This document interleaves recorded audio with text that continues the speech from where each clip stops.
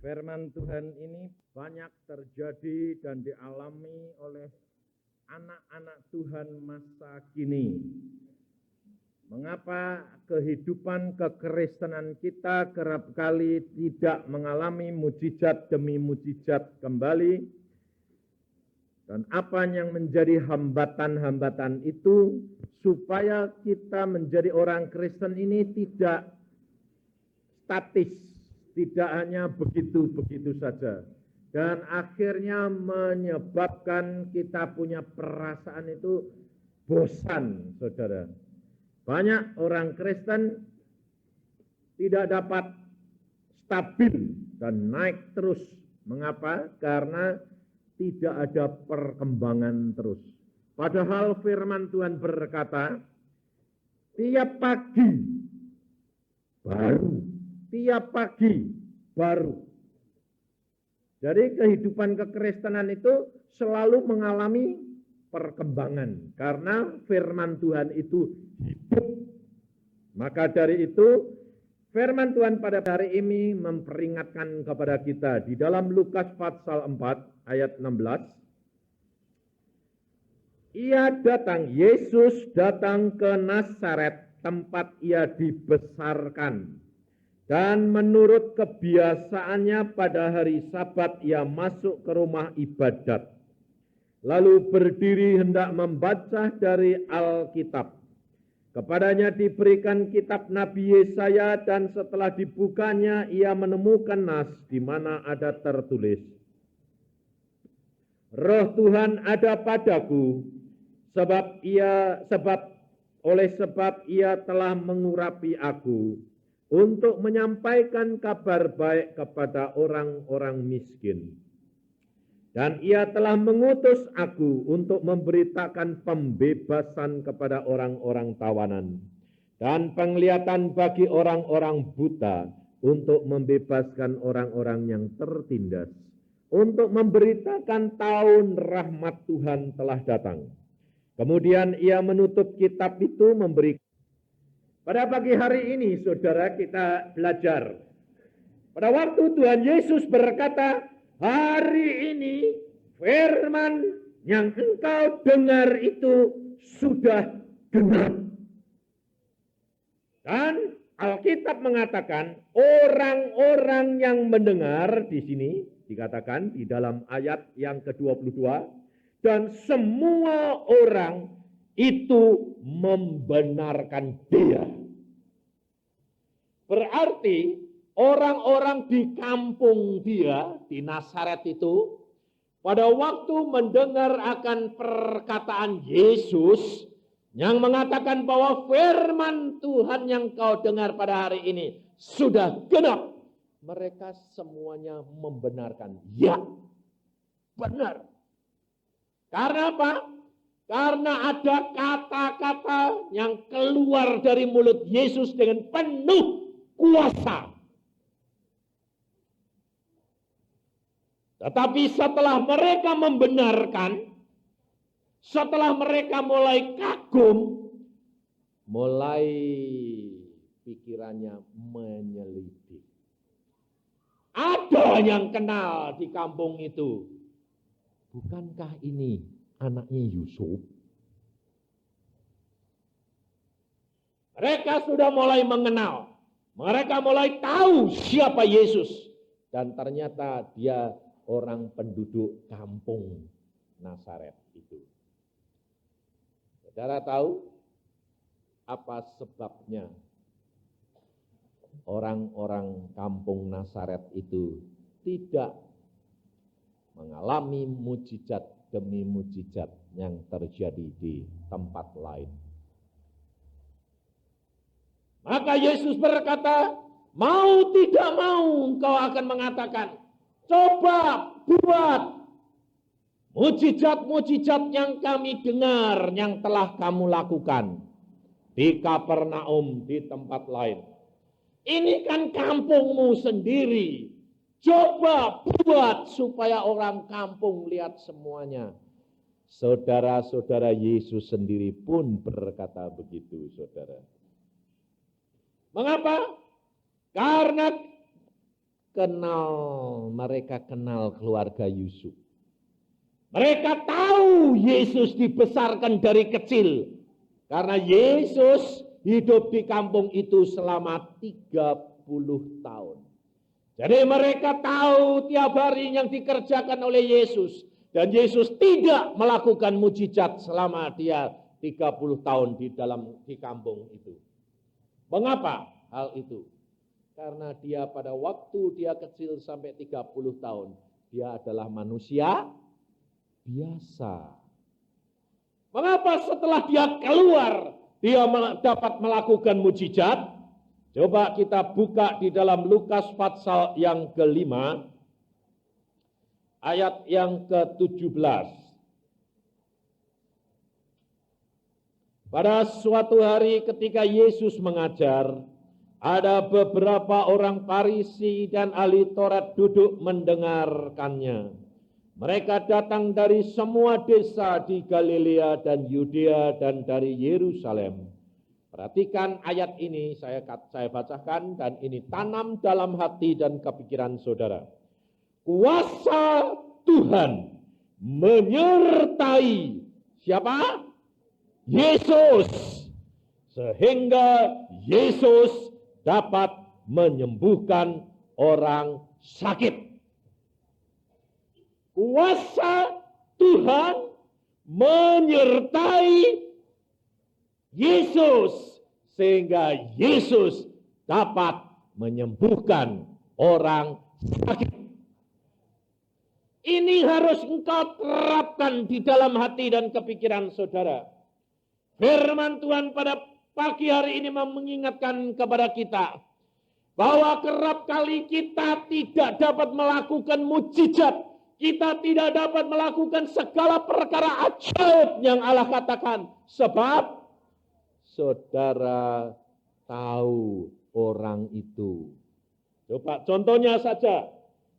Di dalam keluarga saudara, kalau ayahnya sakit, seorang ayah sakit, lalu mamanya berdoa tidak sembuh-sembuh. Ayahnya berdoa tidak sembuh-sembuh.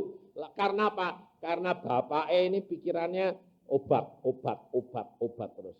Terus anaknya yang kenal Tuhan berkata gini, Papa, mengapa Papa itu jadi anak Tuhan? Bukankah ada firman Tuhan berkata, Papa kan dengar khotbah. Dalam nama Yesus, sembuh. Kenapa? Tidak berani. Kira-kira bapaknya bilang, oh iya ya, atau malah mesem ketawa. Hah?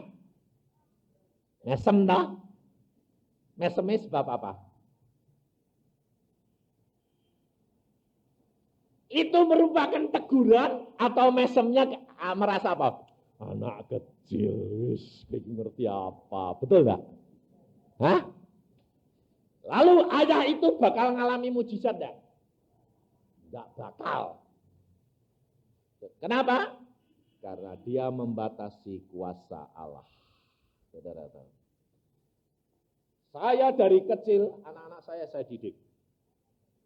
Minta apa saja kepada Tuhan. Allahmu sanggup lakukan segala perkara. Dan kalau kamu lakukan dengan penuh percaya, Alkitab berkata, kuasa Allah, kuasa Tuhan yang menyebabkan kita dapat melakukan segala perkara. Betul enggak?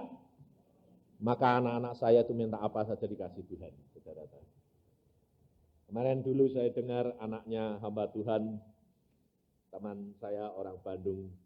Saya kenal, dia baik. Anak-anaknya turut sekolah minggu di tempat anak-anak saya. Anak saya memimpin sekolah minggu. Dan anak-anak itu diajari oleh anak saya Daniel. Kepenuhan roh, kuasa Allah. Kamu bertindak, papamu tidak bisa apa-apa. Yesus bisa. Langsung mereka minta apa? Tuhan, kasih mobil yang bagus untuk hadiah Natal sih Tuhan. Semua yang kamu minta mobil yang apa? Yang bagus gini loh Tuhan. Wah, ya mintaan situ sama Tuhan. Bapak itu, minta. Ya kamu yang minta sana, sembahyang.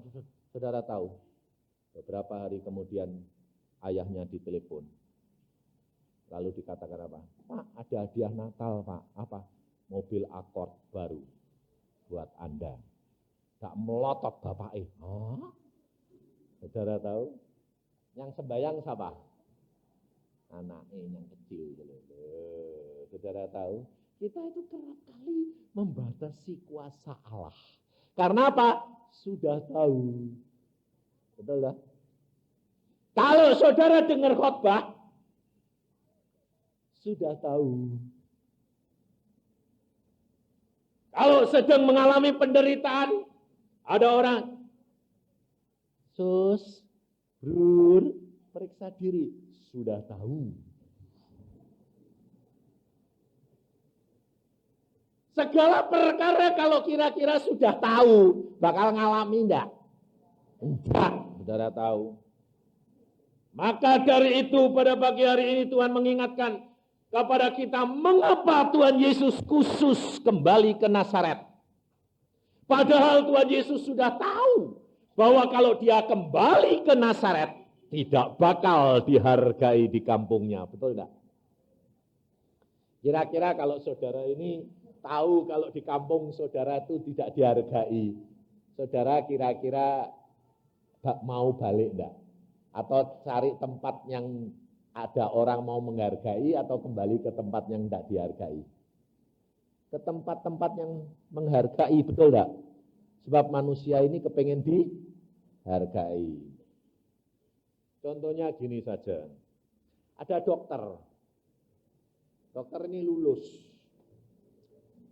terus kembali ke kampung, ke kelahirannya dia. Dan yang dirawat justru omnya sendiri. Lalu bilang, Om, ini gini. Kamu ini, aku itu dulu yang melihara kamu loh. Kamu ini kok gini. Loh, ini pengajaran ini. Ya pengajaran. Lah kan ommu yang ngalami. Kira-kira saudara omnya ini dapat sembuh enggak?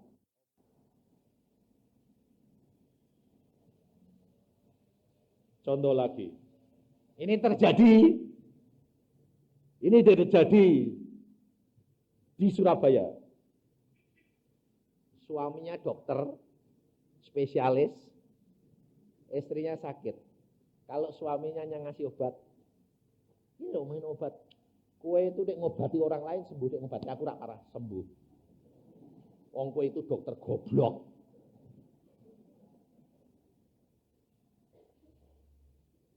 Kalau orang lain yang diobati sembuh, kalau istrinya sendiri tidak pernah sembuh. Sebabnya apa? Istrinya merasa apa? Sudah tahu. Karena apa? Istrinya turut baca. Kalau ini obati ini, kalau ini obati ini. Betul enggak?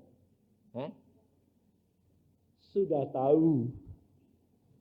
Demikian juga orang Kristen kerap kali kalau sudah tahu, dia tidak akan mengalami. Karena apa? Tahu sama mengalami itu beda, saudara. Orang Farisi dan ahli Taurat, dia tahu Alkitab, tapi dia tidak kenal Yesus. Maka dia ketemu Yesus, dia selalu meragukan tentang hal Yesus. Dia berkata, itu kan anaknya Yusuf, tukang kayu, orang Nazaret. Menurut Alkitab, Mesias itu harus lahir di Bethlehem dan anak Daud, anak raja, keturunan raja. Padahal orang Farisi dan ahli Taurat itu tidak sadar bahwa pengetahuan dan kepandaian manusia sampai batas hanya sampai dia hidup, selama dia hidup di dunia. Hanya batasnya itu cuma begitu. Allah punya rencana, ternyata Yusuf itu anaknya Daud. Raja Daud punya turunan, betul enggak? Karena anaknya Daud itu kan istrinya enggak satu. Betul enggak? Lah Yusuf itu anaknya yang keberapa? Turunan dari yang keberapa? Enggak tahu. 14 turunan ternyata. Lebih dari Daud ke pembuangan ke Babel 14. Pembuangan ke Babel 14 lagi. 28 tahun. Iya toh? 14 kali 2 toh? 28 ya. 28 tahun. 28 turunan kok tahun kok iya saya kok. Nanti kalau salah lanjut dengar kaset ngawur Pak Yusa ini. Kamu ini kalau salah ingatkan ini hamba Tuhan manusia biasa bisa salah ngomong. Jadi 28 apa? Kira-kira berapa tahun? Satu keturunan itu satu periode itu di dalam Alkitab dihitung 40 tahun. Ya tahu Pak? Jadi kalau 40 kali 28 saja sudah berapa coba? Hah? 1000 lebih toh? Lah hidup manusia berapa tahun? 70 tahun, saudara. Orang Parisi itu cuma lihatnya dia bisa dari bayi sampai mati itu cuma 70 tahun. Padahal dikurangi pada waktu bayi tidak tahu apa-apa. Itu dia lihat. Pikirnya, itu Mesias. Enggak mungkin, enggak mungkin. Karena apa? Karena Alkitab firman Tuhan dibatasi menurut akal manusia. Maka dari itu saya kerap kali lebih senang kalau apa? Ngajari anak-anak kecil. Dan anak-anak kecil itu banyak yang dengar kaset saya. Akhirnya bapak ibunya belajar iman melalui anaknya. Kenapa? Yesus berkata, kadang-kadang sampai ada suami marah. Kue itu anaknya Yusa apa? Sampai digituin. Sebab apa? Om Yusa berkata, kurang ajar dah. Dan mereka praktek. Akhirnya semuanya jadi. Dan mereka berkata apa? Luar biasa Allah itu. Saudara tahu? Orang-orang Nazaret tidak bisa percaya Yesus disebabkan karena mereka tahu siapa Yesus. Saudara-saudara Yesus sendiri tahu siapa Yesus. Dan mereka tidak percaya. Karena dari kecil sampai umur 30 tahun tidak melakukan apa-apa. Karena Yesus pada waktu itu statusnya sebagai manusia biasa. Tetapi pada waktu firman Allah, panggilan Allah tiba, maka Allah berkata pergi. Dan Allah menyertai sejak baptisan datang Roh Kudus masuk. Kuasa Allah tinggal di dalam Yesus. Dan mujizat demi mujizat terjadi. Maka dari itu apabila saudara menyadari hal ini dan engkau hidup di dalam pimpinan Roh Kudus, hari-hari saudara demi hari akan berkembang menuju kepada kesempurnaan. Pemrosesan terjadi. Pembersihan terjadi. Kelepasan daripada sifat perangai yang lama terjadi. Tetapi ini tergantung daripada saudara. Kalau saudara mau kerja sama dengan Allah, Roh Kudus, saudara akan memetik buahnya. Saudara tidak mau, hak saudara. Makanya banyak orang Kristen tidak mengalami mujizat. Yesus khusus pergi ke Nazaret sebab apa? Sebab Yesus mau memberikan peringatan dan pengajaran kepada saudara dan saya. Yesus kembali ke keluarga. Ini yang Tuhan mau. Kekristenan kita harus dimulai dari keluarga. Jangan keluar. Kita kerap kali lebih mementingkan keluar. Kita kerap kali mementingkan kalau kamu mau berbuah, cari jiwa banyak, itu namanya berbuah. Kebalik. Berbuah dulu, buah-buah roh di dalam dirimu, dalam keluargamu, otomatis semua jiwa-jiwa akan datang kepadamu. Kalau di dalam dirimu ada kuasa Allah, orang akan datang mencari kamu. Belajar dari Yesus. Pada waktu Yesus masuk ke dalam bait Allah, semua mata tertuju kepada siapa? Yesus. Kenapa? Karena di dalamnya ada kuasa Allah. Ini loh saudara. Maka dari itu kita harus menyadari bagaimana Yesus berkata ini. Dia berkata, pada hari ini genaplah nas ini sewaktu kamu mendengarnya. Dan semua orang membenarkan dia. Dan mereka heran akan kata-kata yang indah yang diucapkannya. Lalu kata mereka, bukankah ia ini anak Yusuf? Mengapa kata-kata yang indah ini sebut di sini? Selama Yesus di dalam dunia dalam waktu 30 tahun sebelum dia keluar, kata-kata Yesus seperti kata-kata saudara dan saya. Tetapi sejak Yesus diurapi dengan Roh Kudus dan baptisan itu, kuasa Allah tinggal dalam dia. Setiap perkataan dia mengandung kuasa dan indah. Saudara tahu? Maka kalau saudara mengatakan, aku sudah dibaptis dengan Roh Kudus, aku sudah kepenuhan Roh Kudus.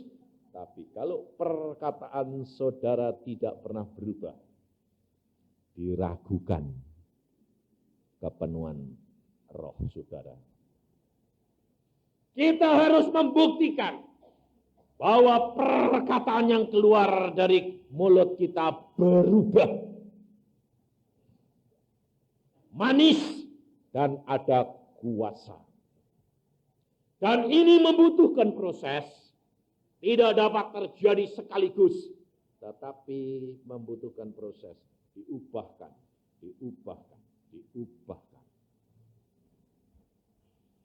Maka dari itu saudara, kalau saudara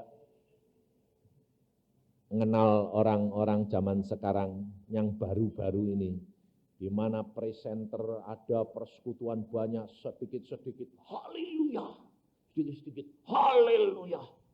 Wah, itu kalau sudah meluap dari sini, luar biasa. Jangan latah, tapi nanti orang itu kecelakaan, haleluya. Nah, itu repot itu.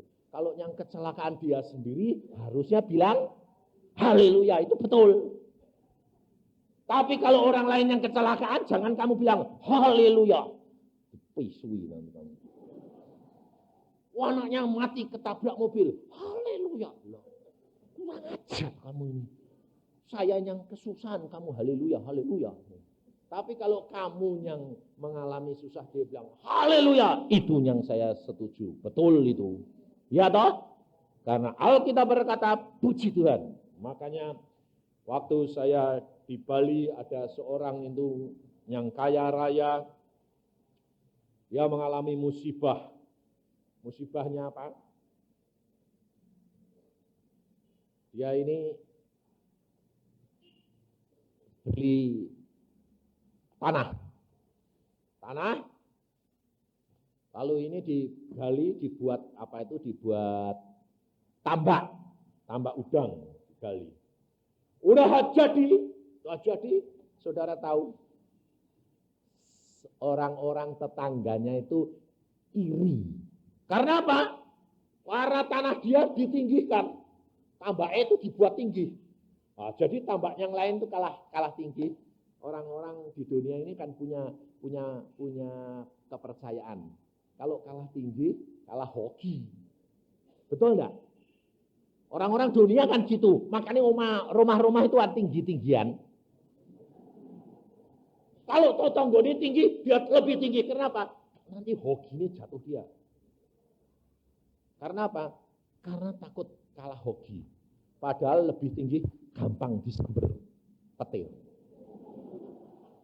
Malah hokinya habis kebakaran nanti. Nah, ini orang tambaknya lebih tinggi. Ya belinya 85 juta. 95 juta atau 85 juta gitu. Sudah jadi dia bilang, wah ini senang dia. Wah jadi. Tapi diiri sama tetangga-tetangganya itu jadi apa? Dikacau. dan dirusak, dan diinikan. Sampai dia bilang, Tuhan, ini aku dulu belum jadi anakmu, ini jadi anak Tuhan baru soalnya. Belum jadi anakmu kok tidak dirusui ya Tuhan. Sekarang jadi anakmu kok nakali gini ya Tuhan. Ini kalau saya dulu, tak aja. Tapi sekarang, aku anak Yesus mau, haleluya. Lalu dia berdoa begini, Tuhan, apa maksudmu? Karena ini belum setahun jadi Kristen baru. Oh dia, Tuhan, apa maksudmu dengan tanah ini? Kok diganggu terus itu, kok disirii terus itu kena apa? Apakah engkau tidak berkenan aku punya di situ? Atau memang kita harus bertahan? Akhirnya dia berdoa, tak dijawab. Lalu dia bilang, timbul dalam hatinya bilang gini, ya gini aja Tuhan, kalau memang kau suruh jual, tak jual. Loh kok kamu gitu? Ya saya mau minta tanda. Saya tidak tahu Tuhan ngomongnya bagaimana, bingung aku. Nah orang baru ya tidak tahu, saudara yang puluhan tahunnya bingung kok ya. Apalagi dia orang baru. Lalu dia bilang, bingung, yakin saja Tuhan. Kalau memang kau kehendaki jual, saya jual. Tapi saya kasih batas waktu, hari Sabtu. Kalau laku, tak jual. Tapi aku minta tinggi. Loh kok nakal ini namanya. Lalu dia hari Jumat tidak ada apa-apa. Hari seminggu itu tidak ada apa-apa. Jadi dia tetap melakukan, mau kerjakan itu. Saudara tahu? Pada waktu ada seorang saudara seiman pergi ke rumah sebelah depannya dia. Karena saudara seiman ini mau pinjem ruangannya, halamannya untuk Natalan. Nah, orang ini tidak kenal anak Tuhan ini, lalu kenalnya sama anak Tuhan yang baru ini. Dia bilang, kok namamu dipakai boleh enggak? Oh boleh. Pakai saja, wong aku kenal sama dia.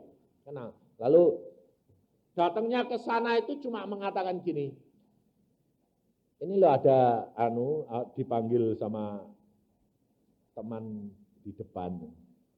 Nah waktu itu temannya itu datang, tetangga depannya itu datang, dia bilang, kenapa ada apa kamu manggil saya? Siapa yang manggil kamu? Lah ini kartu namamu. Oh urusan itu, urusan mau pinjem tanahmu untuk Natalan. Oh, enggak apa-apa. Loh orang ini itu justru enggak bicara perkara itu, malah bilang gini, aku kepengen tanahmu itu loh, tambak. Kaget dia. Hari Jumat itu. Dia bilang, oh itu enggak tak jual. Kamu mau? Mau. Langsung dia sudah tawarkan itu sama orang lain itu cuma 120 sampai 125. Dia malah minta apa? 130. Lalu dia bilang, kok mahal? Oh, mahal sekali itu. Udahlah, kamu jangan beli. Sebabnya apa? Dia sendiri ini kepingin supaya tidak dijual karena letaknya bagus, lebih tinggi. Tapi orang ini dibawa ke sana malah di dalam mobil ini diceritain. Urusi tambak itu setengah mati loh. Lebih susah daripada ngurusi bayi. Salah sedikit begini, kalau hujan begini, ini. Belum nanti kalau dicuri orang, kalau lagi nanti kalau kadar garamnya kurang, kalau gini. Lah ini orang mau beli belum pernah punya tambak malah diceritani, ditakut-takuti. Loh, ini masuk akal enggak? Wong orang jual malah nakut-takuti sama yang beli. Ini masuk akal enggak? Hah? Enggak loh. Saudara kalau jual barang jelek bilang apa? Pembohong enggak? Ini malah nyeritakan risikonya segala. Nah, orang ini diam, oh gitu toh. Ya. Udahlah, jangan mau beli. Pikir dia enggak ada apa-apa. Besok Sabtunya dia orang ini langsung datang. Bikin kwitansi. Aku bayar kontan. Hah? Berapa? Lah kamu kan minta 130. Bingung dia. Loh ini Mai, aku ngomongin sungguh loh. Lah aku ya sungguh kok. Loh, jadi mau beli. Maksudku ini jangan bawa beli. Loh aku mau. Aduh bingung dia. Lalu dia sembahyang lagi, Tuhan ini piye? Ini setu. Lah kamu kan bilang setu, Tuhan bilang ini setu. Dibayar, saudara tahu. Dia lalu setelah dibayar, diberikan, dia bilang, dia sama istrinya longak-longok, dia bilang ini, kok enggak masuk akal ya Pak Yusa? Saudara tahu, kehidupan di dalam kekristenan, kalau saudara tidak mengandalkan akan pengetahuanmu, kau dipimpin oleh Roh Kudus, kau akan mengalami mujizat demi mujizat terus terjadi. Tetapi hal ini harus engkau katakan kepada jiwamu, kepada pikiranmu. Jangan melebihi dari pimpinan Roh Kudus. Kenapa? Karena saudara tidak biasa. Maka dari itu saya katakan latihan. Caranya bagaimana? Di dalam tiap-tiap saat engkau berdoa terhadap Roh Kudus. Karena Roh Kudus itu ada di dalam hatimu, dia wakil dari Tuhan Yesus. Tuhan Yesus sudah ada di surga dan dia menyertai engkau. Engkau tinggal ngomong, Tuhan Roh Kudus tuntun saya. Dalam segala perkara kamu belajar berkomunikasi langsung saja. Enggak usah aneh-aneh. Kalau sembahyang mesti masuk kamar, tutup pintu. Sekarang waktunya engkau harus mempraktekkan hidupmu hari demi hari, jam demi jam. Sebab engkau tidak tahu kapan Yesus akan datang kembali jemput engkau. Kalau engkau sudah mulai biasa berdoa dalam segala perkara, kelemahanmu pasti diatasi oleh Tuhan. Kamu punya sifat seperti apapun, diatasi. Sebab itu pengalaman saya. Saya jago biskop dulu. Tapi kalau saya mau lihat biskop, saya lapor Yesus. Aneh enggak? Di dalam biskop, saya sembahyang ngomong terus sama Yesus. Aneh enggak? Satu saat Yesus berkata, mulai hari ini engkau tidak suka biskop. Mana mungkin, saya bilang. Tidak mungkin buat kamu, mungkin buat aku. Buktiin saja, saya bilang gitu. Dan benar-benar Tuhan berkata, hapus. Dihapus dari pikiran saya. Dan dihapus dari mata saya. Bintang film yang saya paling gemari, jadi jelek luar biasa. Saudara tahu, ini pengalaman saya. Saya dulu orang yang paling getol sama apa? Sayang sama mobil. Saya kalau keluar rumah, mobil saya harus mengkilap. Saudara percaya enggak? Saya punya galon tahun 79, setiap tahun tak cat. Baru. Orang sinting enggak? Setiap tahun. Setahun sekali tak saya cat baru. Kenapa? Catnya metalik ya. Kalau metalik itu kan cepat busem. Sudah setahun busem lagi, saya bilang. Dilapis sama pembantu saya, tidak bisa mengkilap. Saya bilang, masuk bengkel, cat lagi. Dulu, saudara tahu. Satu saat, ini baru-baru terlepasnya kapan? Setahun yang lalu. Mau saya sedang ngecat, pikir saya mau ke Surabaya. Mau ke Surabaya, gara-gara ke Surabaya ini. Mau pelayanan di Surabaya 3 minggu, saya pikir ngecat 2 minggu cukup. Jadi saya ngecat mobil dulu. Ngutang tukang yang ahli cat, yang bagus model ini. Sama, catnya bersih, oke. Kerjakan di rumah. Kurang 3 hari, belum selesai. Wah ini kan medengkel, ini pikiran-pikiran saya dicat terus ini. Bukan di pelayanan. Lalu saya ini, Bapak kok tidak selesai-selesai?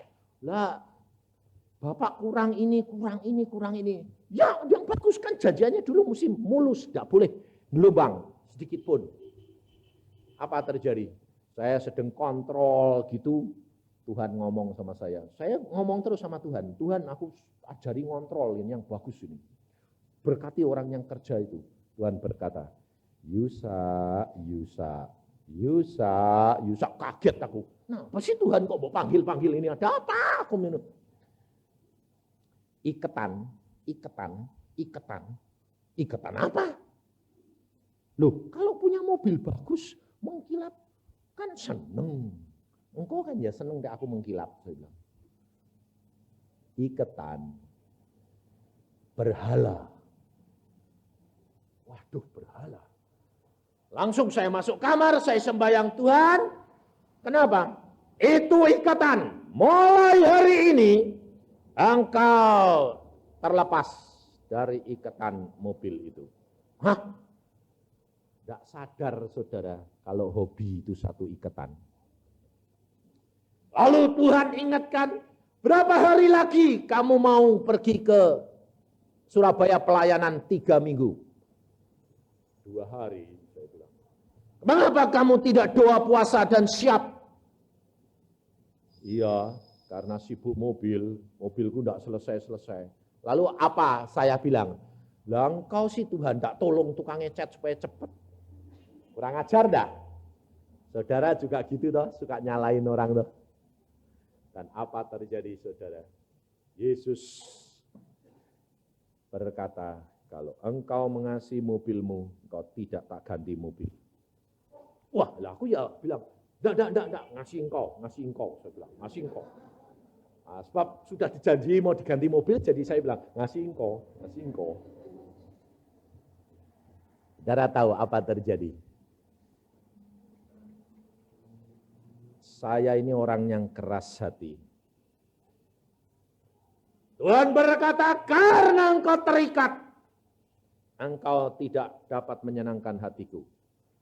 Saya ini terus bilang apa? Oke, kalau gitu saya salah, saya akui dan saya konsekuen. Oke Tuhan, pelayanan di Surabaya tak batalke. Saya modelnya. Saya akan telepon Pak Saumudi, saya minta maaf, minta ampun. Saya salah, batal tidak pelayanan ke Surabaya. Saya sudah bilang gitu, malamnya Tuhan datang, Tuhan berkata, aku tidak menghendaki engkau batalkan. Lah terus bagaimana aku tidak siap? Kamu berani enggak terjun bersama dengan aku? Berani kalau engkau jamin. Lalu saudara tahu, saya itu diingatkan mainan anak-anak. Mainan apa? Mainan kelereng. Lalu Tuhan berkata, lihat itu. Nah, saya ini sedang main kelereng sama orang lain. Kalah, habis kelereng saya cuma 1, tinggal punya saya. Dan di potnya itu cuma tinggal 1. Jadi saya ini tidak menang apa-apa, kalah tinggal 1. Jadi berat Tuhan bilang apa? Tinggal 1 hari kesempatannya untuk kamu. Tinggalkan ikatan itu. Berani enggak? Kamu sudah hampir kalah. Lalu Tuhan berkata, kelereng itu tinggal 1. Kamu berani enggak ngambil risiko pukul itu? Dan kelereng yang punya musuh saya itu disumputkan di belakang batu. Jadi ini ada batu di belakangnya sini. Lah saya mana mungkin? Saya bilang, enggak kok enggak kelihatan. Lah saya bisa mukul dia, mana bisa. Lalu Tuhan, lah kamu berani enggak? Tinggal kesempatannya 1 kali buat kamu. Berani, asal engkau jamin. Asal kamu berani. Lawan dia. Tak lawan. Pokoknya di belakang batu. Masa bodoh. Kena apa enggak kena, enggak urusan. Tuh, kena. Wah, saya bilang, kena Tuhan. Musuhku bilang, saya bilang, semua milikmu berikan saya. Dan Tuhan berkata, Karena kamu berani ambil risiko, berangkat layani anak-anakku di Surabaya. Saudara tahu? Dan kemenangan demi kemenangan Tuhan berikan luar biasa. Maka dari itu saudara, kehidupan kekristenan itu kadang-kadang tidak masuk akal. Dan sejak itu apa terjadi? Saya bebas dari ikatan mobil. Sekarang saya kalau pakai mobil, tidak pernah saya lihat gini, kok kotornya kayak gini, enggak. Kotor, enggak kotor, tak naikin. Jadi peduli amat saya. Sekarang, enggak pernah. Dan justru begitu apa terjadi? Pulang-pulang diganti mobil sama Tuhan loh. Karena kamu sudah menang, aku berikan sekarang loh. Saudara tahu? Kehidupan kekristenan itu harus mengalami ujian demi ujian. Dan lepas terurai dari ikatan demi ikatan. Kalau tidak, engkau akan mengalami kerugian. Karena kamu merasa sudah tahu, tapi tidak mengalami. Maka dari itu kekristenan saya katakan alami secara pribadi. Jangan hanya cuma sudah tahu, tapi harus mengalami seperti yang Yesus katakan. Yesus berkata, di mana pada waktu zaman kelaparan, zaman kesusahan 3,5 tahun, Elia tidak diutus kepada janda-janda orang Israel, tapi Elia diutus kepada janda di Sidon. Sidon itu kotanya bangsa lain, saudara tahu. Mengapa? Karena Allah melihat hati janda Sidon dan anaknya itu. Dia rela mati. Dia setia mati. Karena dia berkata, aku tinggal memungut kayu bakar untuk membuat roti. Setelah itu kami akan mati. Dan Allah melihat hati yang dapat ditobatkan dan dapat menjadi saksi Yesus. Elia diutus. Elia berkata, buat roti aku dulu. Perempuan itu, aku cuma punya tepung segenggam buat saya sama anakku, buat kamu. Buat aku dulu, setelah itu buat kamu sama anakmu. Karena demikian firman Tuhan, tepung itu tidak akan habis sampai hujan turun. Minyak itu tidak akan habis sampai hujan turun. Loh, kenapa perempuan Sidon ini, janda ini dia percaya? Karena dia belum tahu firman. Kenapa tidak diutus kepada orang Israel? Orang Israel sudah tahu firman. Saudara menjadi orang Kristen, jangan hanya tahu, tapi alami akan firman Tuhan. Pada pagi hari ini Yesus melawat engkau dan saya. Engkau sudah tahu. Dan engkau harus mengalami dan membuktikan bahwa tiap-tiap firman itu ya dan amin. Maka dari itu saya katakan saudara, tidak usah takut, tidak usah khawatir. Allah punya jatah tiap-tiap pribadi, tidak akan dikurangi. Tiap-tiap saat dinaikkan jatah itu, tetapi jikalau engkau tidak mau membersihkan dan tidak mau melepaskan dari ikatan-ikatan itu, kalau nanti jatahmu diambil, kau harus bayar mahal sekali. 2 kali lipat kamu harus bayar. Maka saya ingatkan kepada saudara, orang-orang Nazaret ini, dia berkata apa? Lakukan yang engkau lakukan di Kapernaum. Kenapa engkau tidak lakukan di sini? Orang Nazaret hanya kepengen lihat mujizat, mendengar kesaksian orang lain, tapi tidak mengalami. Saudara juga lebih senang mengalami atau lebih senang mendengar kesaksian dan melihat mujizat? Hah? Mau ngalami? Kalau kamu mau ngalami, harus ngalami penderitaan enggak?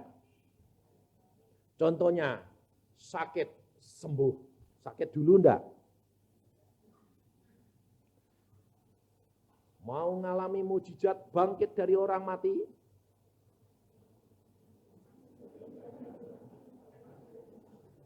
Mau lihat atau mau ngalami kalau orang mati? Ayo lo, kok ketawa enggak berani jawab? Sebabnya apa? Kalau saudara bilang, ngalami, mati dulu.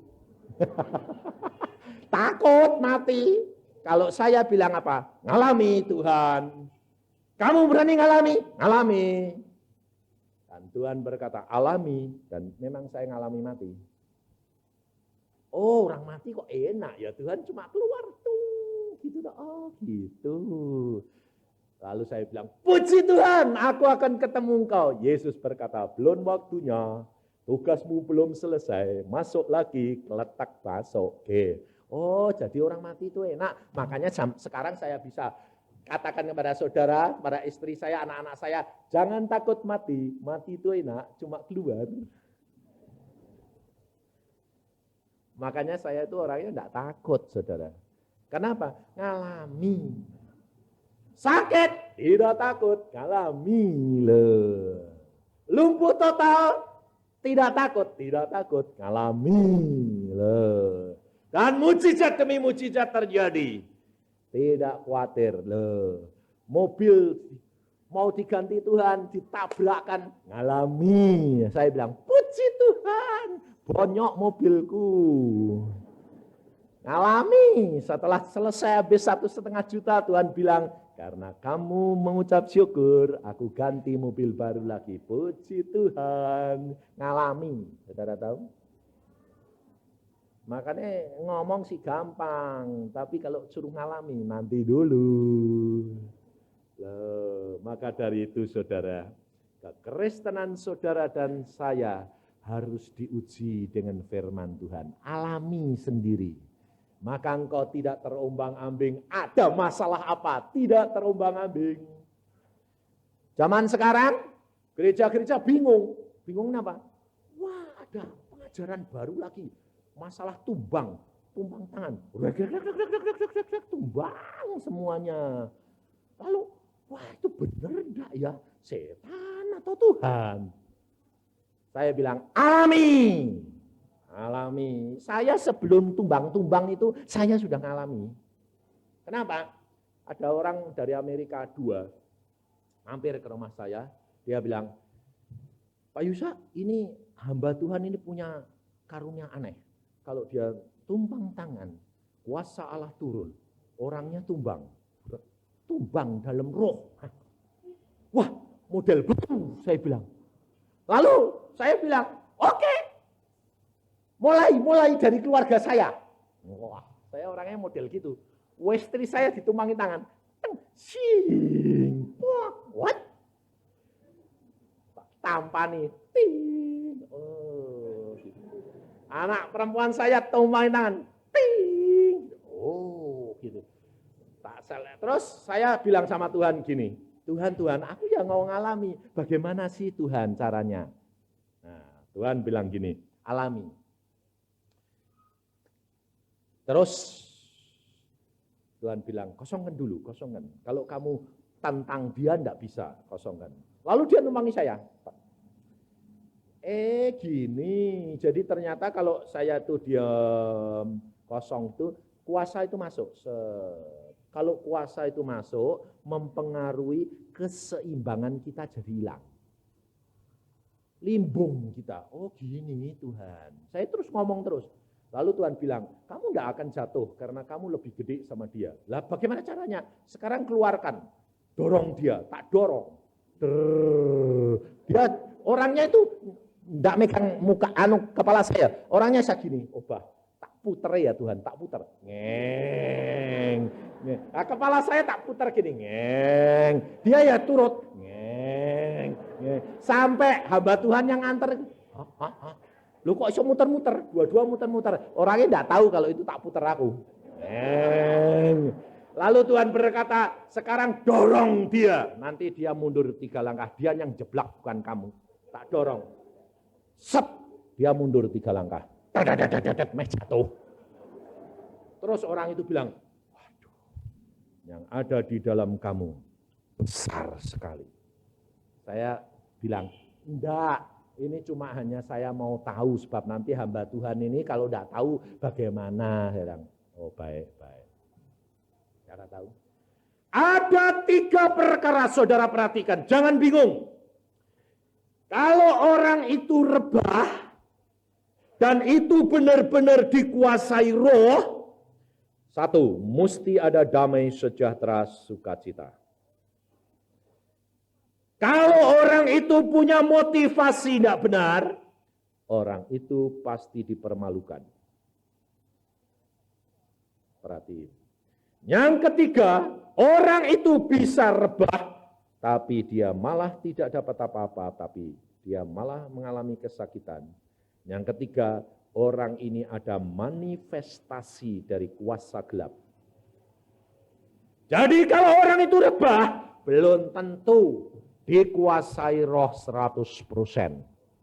Bisa terjadi 3 perkara. Sebab ini saya alami sendiri. Tetapi sebaliknya, kalau orang itu tidak rebah, tidak berarti orang itu tidak dipenuhi roh.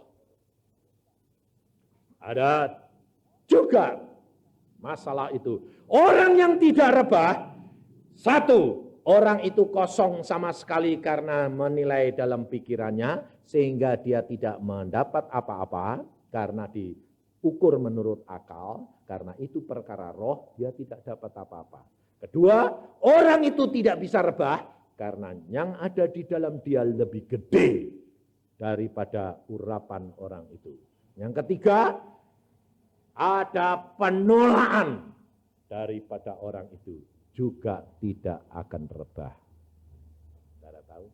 Jadi kita jangan menilai, jangan menghakimi. Bisa setan, bisa tidak. Bisa roh, bisa tidak.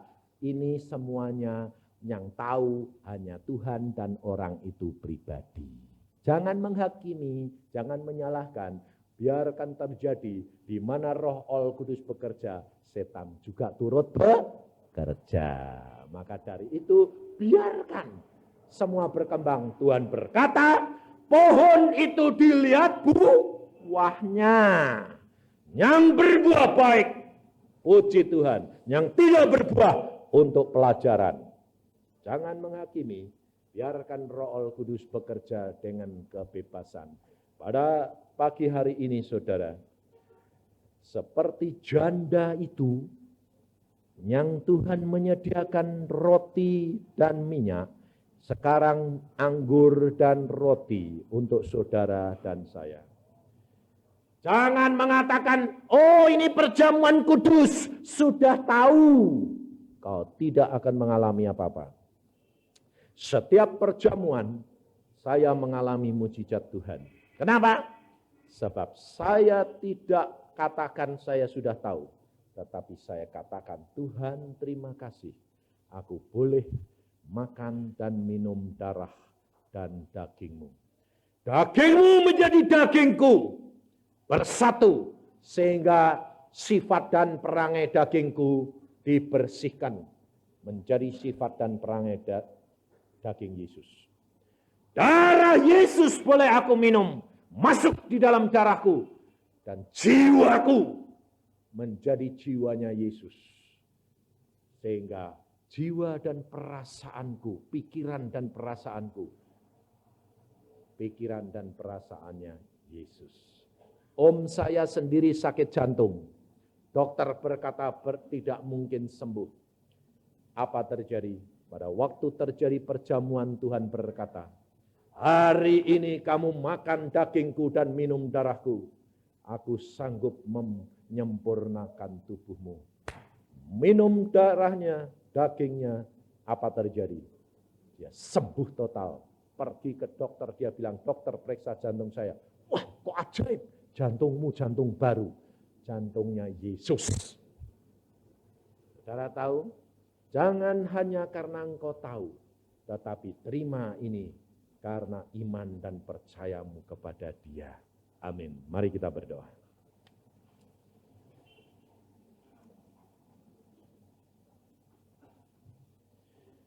Tuhan, firman-Mu sudah hamba sampaikan, anak-anak-Mu sudah mendengar. Sekarang tiba waktunya Tuhan, Kau tahu anak-anak-Mu akan makan dan minum daging dan darah-Mu. Sediakan hati kami, biarlah kami tahu dan kami mau mengalami secara pribadi. Dan tidak hanya tahu, supaya jangan kami mengalami kerugian. Engkau periksa hati dan kepikiran kami Tuhan. Layakkan kami Yesus. Karena kami tahu Engkau Allah kami yang baik.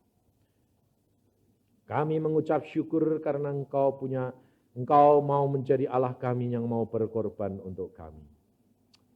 Tuhan, hamba-Mu mengucap syukur akan kasih-Mu.